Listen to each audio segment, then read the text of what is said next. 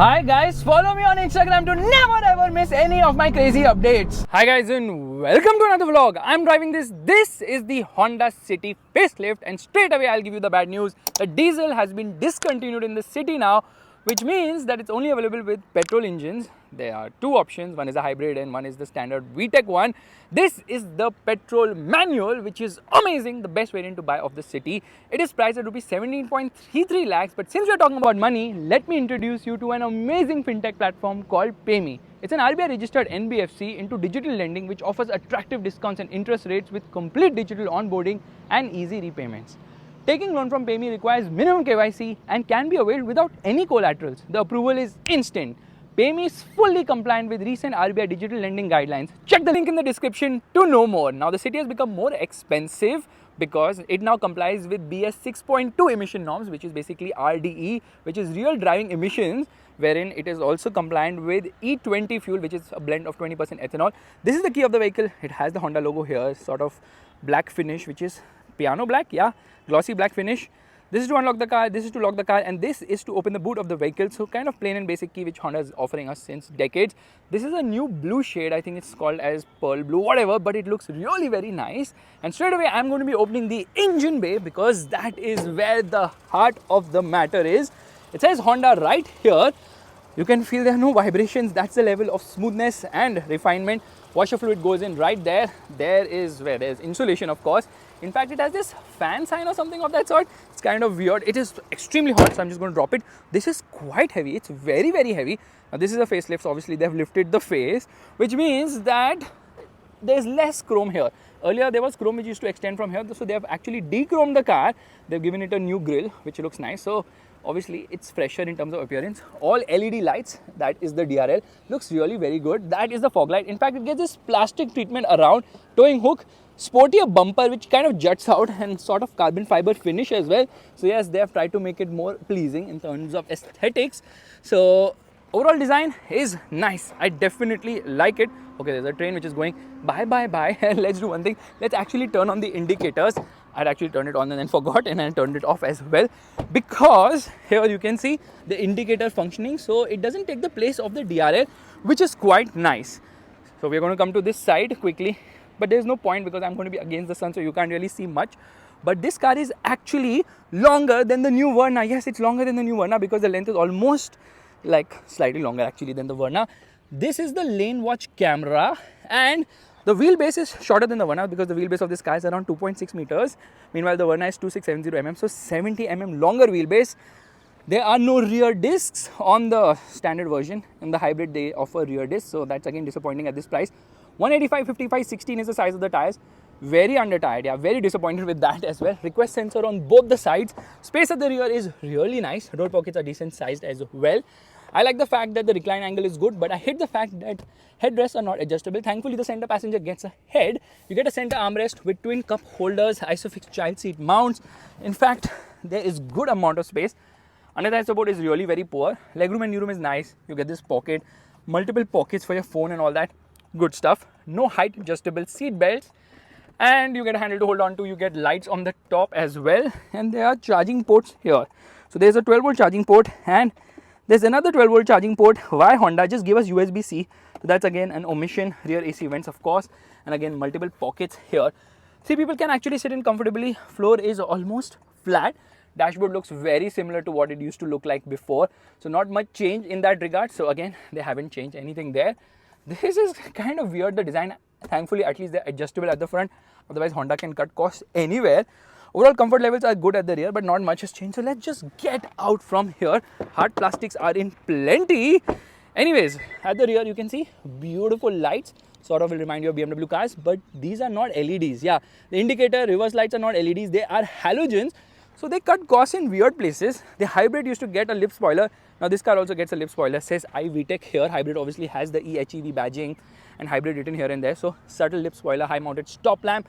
There you get a shark fin antenna as well. Faisal Khan's fingers of truth hunting for the exhaust, which is actually placed here. Yes, hidden. Sort of a diffuser treatment, a reflector as well. You see this carbon fiber lookalike finish. Rear parking sensors, rear parking camera, and that's the rear. Again, similar, but this is quite sporty. Yeah? very well executed as well.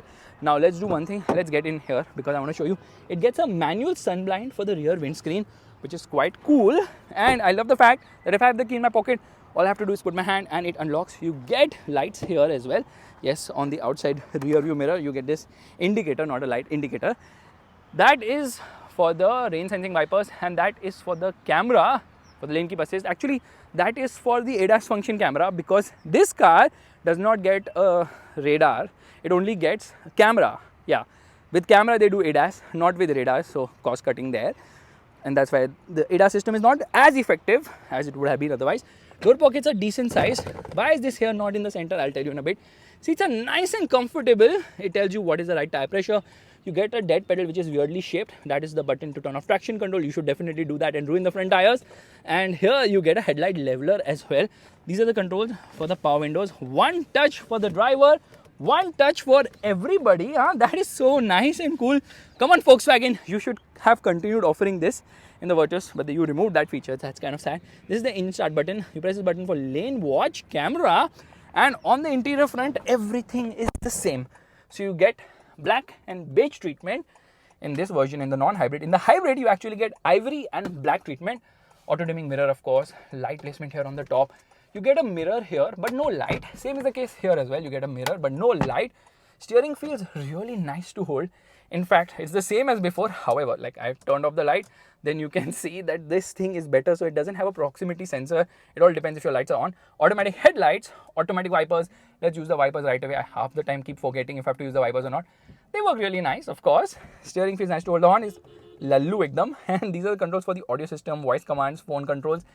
Buttons have been added for ADAS functions, so it has got adaptive cruise control and lane keep assist, and also buttons have been added right there.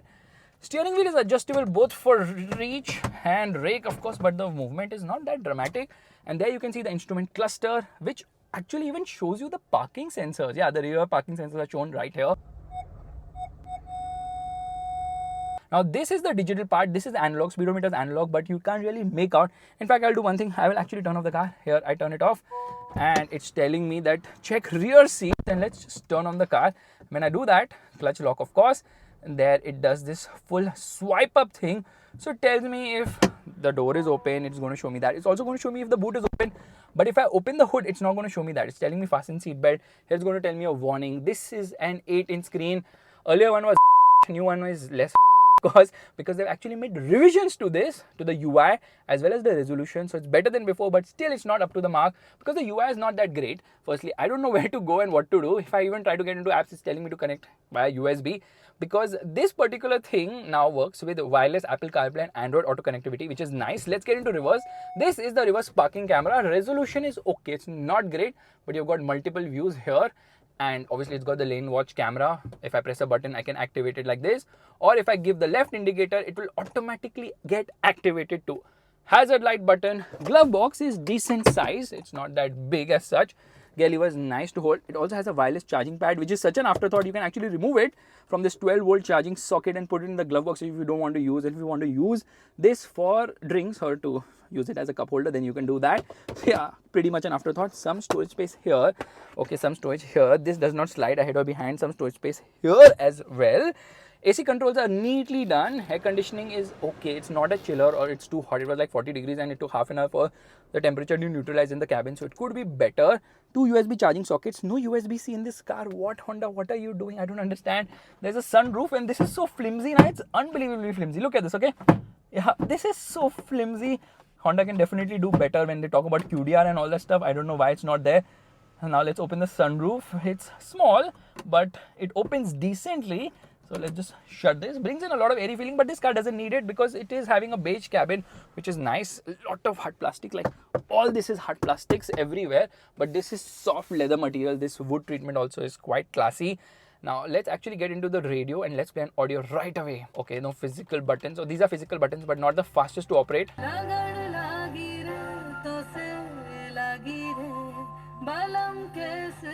Audio quality is decent. It's not great. I don't expect that at this price. Now you can browse through a lot of stuff here. So it's saying tachometer. I can go down into range and fuel. So it changes and gives me a lot of information. There's a G-force meter as well, and because it's got ADAS functions, it is actually going to show me ADAS warnings in that particular screen. So I can actually customize this display, have a lot of information for me to actually go and see, kind of like the way it has been done. It tells me average driving speed and what is the distance to empty and all that, but I would just keep it at tachometer, plain, simple, clean, no hesitation. Just see how the revs are building, because this car is all about VTEC power. So let's start driving.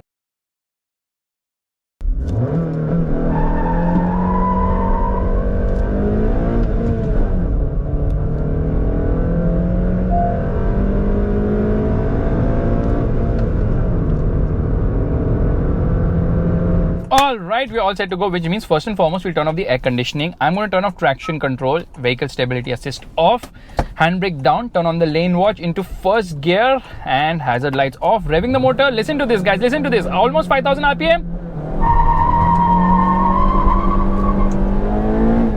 First gear almost 60 kilometers per hour.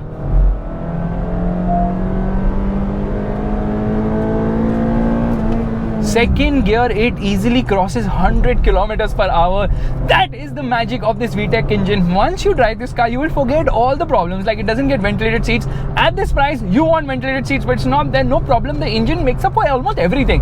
I forgot to show you the boot, but the car has a big 506-liter boot. But unfortunately, the spare wheel is not an alloy. It's actually a smaller size spare wheel, 15-incher, 175/60 515. Why Honda? Why cost cutting here and there?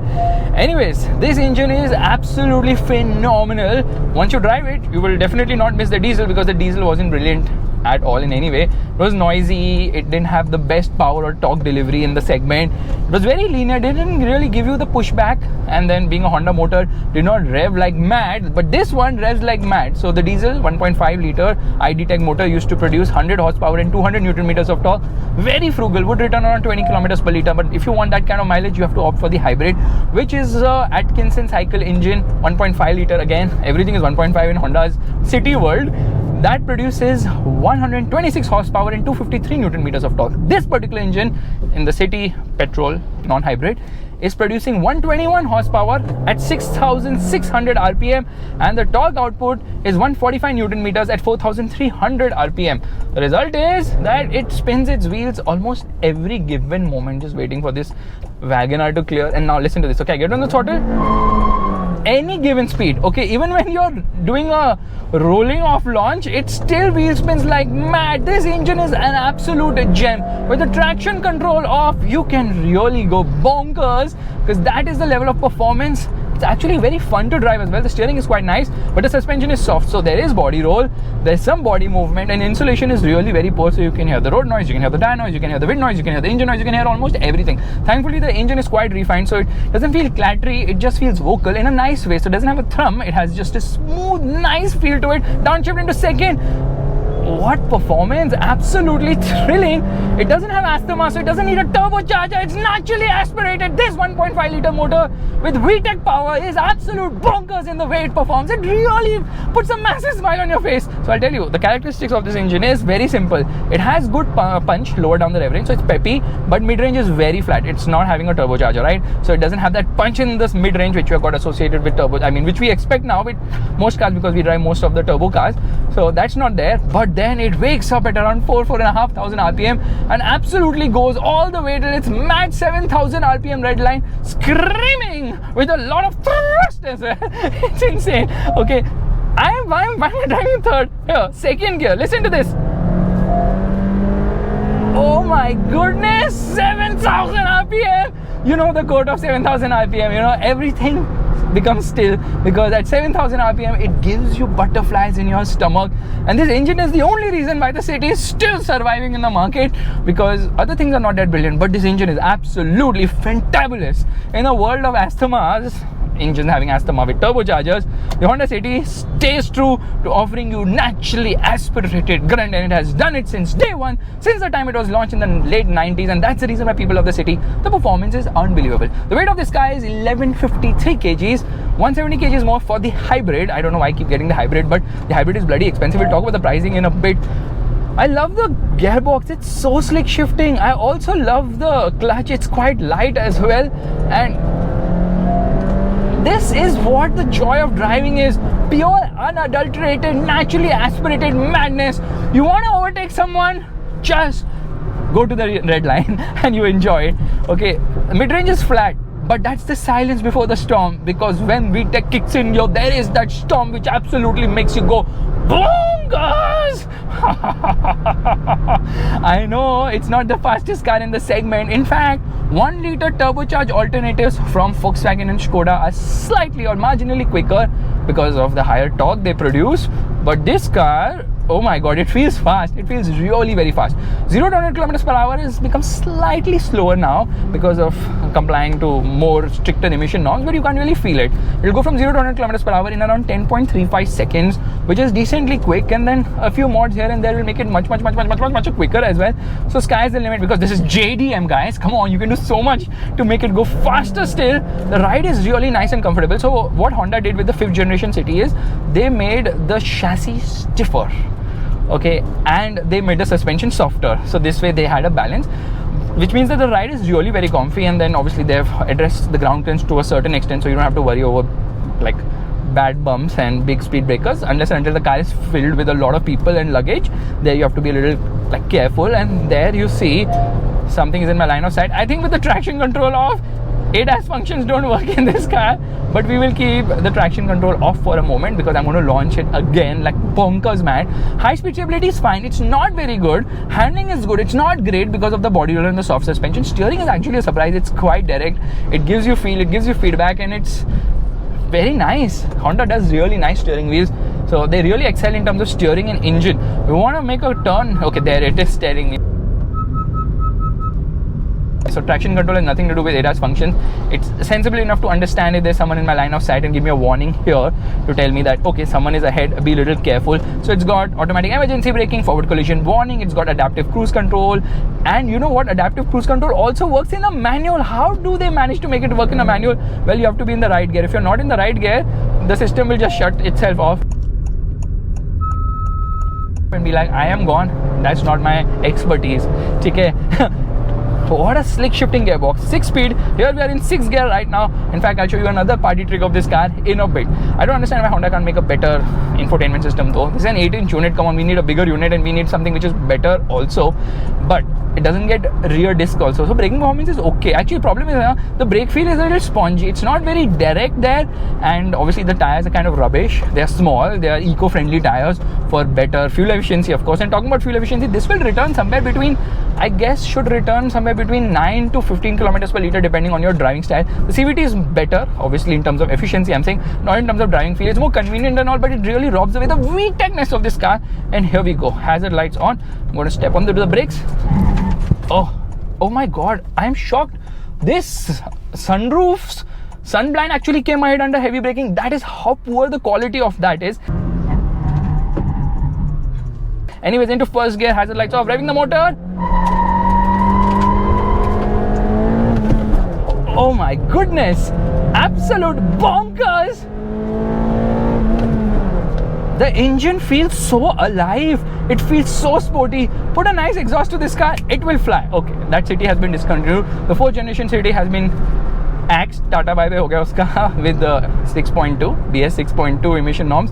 Honda decided to just stop sales of that car, and that was just like a stopgap method to try and have more products in their portfolio, because obviously Honda's lineup is shrinking like mad. They have 2 cars on sale today, 2 cars, City and Amaze, that's it. For a car maker which came to India more than 20 years back, that is very, very, very poor. Don't know what Honda is up to. They're going to come up with the SUV, but they're too late to the party. But let's focus on the City right now. I love this car. I absolutely love the manual. It's become more expensive with time, obviously. Prices have increased as well. That guy is gunning it in his City VTEC. I can see that. But here we go. And it's a City festival today because we have the 3rd generation. Nexon guys can go anywhere they feel like. Anyways, that is the 3rd generation of the Honda City right in front of us. There's too much traffic today somehow, I don't know. Quality of this could be so much better. And that said, I honestly feel that the City is a car which is still hard to beat. There's a fan who's waving there. When I saw VTEC Power, I knew he's an enthusiast, and if he's an enthusiast, there's a likelihood he might have seen my video as well. Anyways, now I am going to come into 6th gear. Yeah, look at that. At 40 kilometers per hour in 6th gear, the engine does not shudder one bit. No, not at all. That is what VTEC Power is. That is what Honda is all about. Honda's engines are a gem, beautifully calibrated, amazing in the way they perform, and very smooth as well. You don't hear anything from the engine at lower revs at least, but you hear a bit of the tire and road noise, which is the disappointing part. So what I'm going to do is I'm going to come into the last lane, hazard lights on. Into 1st gear, hazard lights off.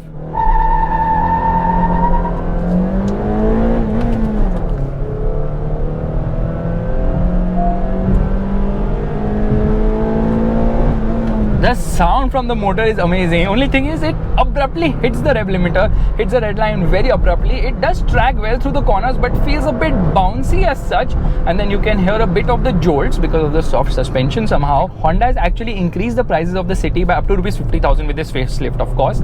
And there are 7 variants on offer. 4 are for the manual, 3 are for the CVT. You pay 1.44 lakhs more for the CVT, which is not making much sense because it robs away the fun. I know 50% sales comes from the CVT because it's more convenient and easier to drive and efficient and all that, but for that 1.44 lakh rupees you can actually make some mods and have more fun as well. Or without even the mods, you can still have fun because a manual is a manual. It's just so much fun driving a City manual.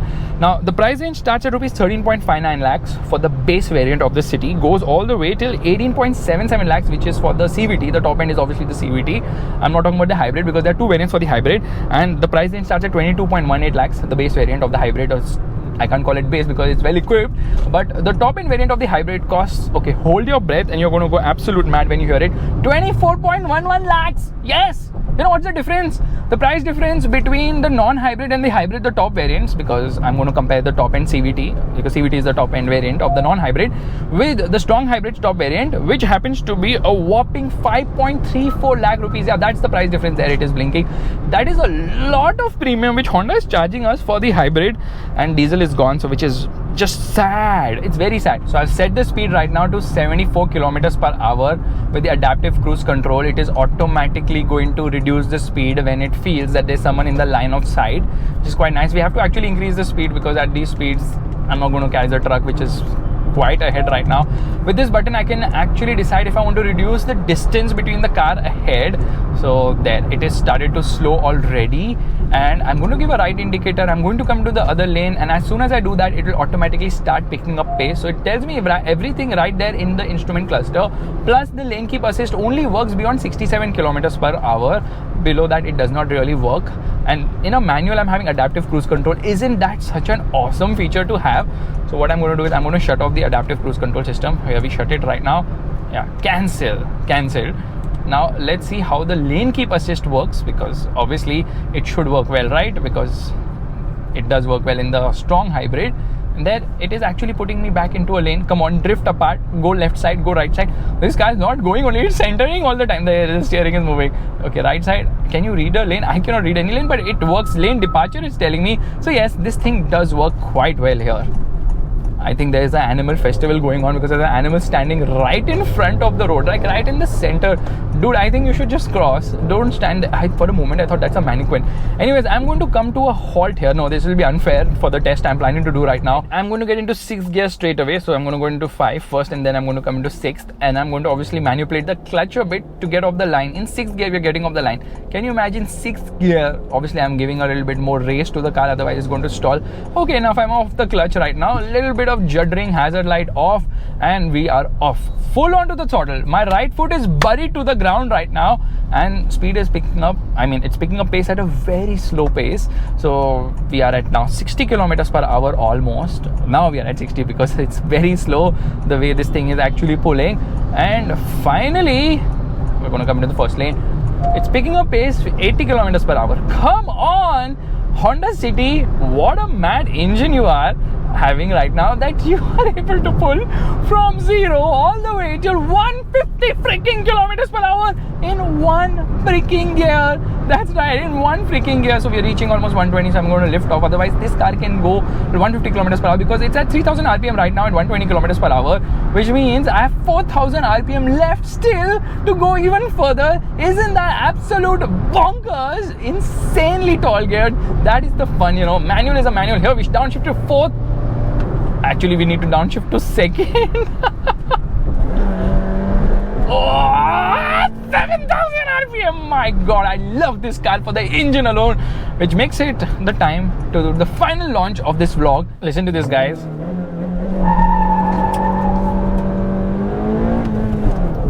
It doesn't do a wheel spin on upshift somehow.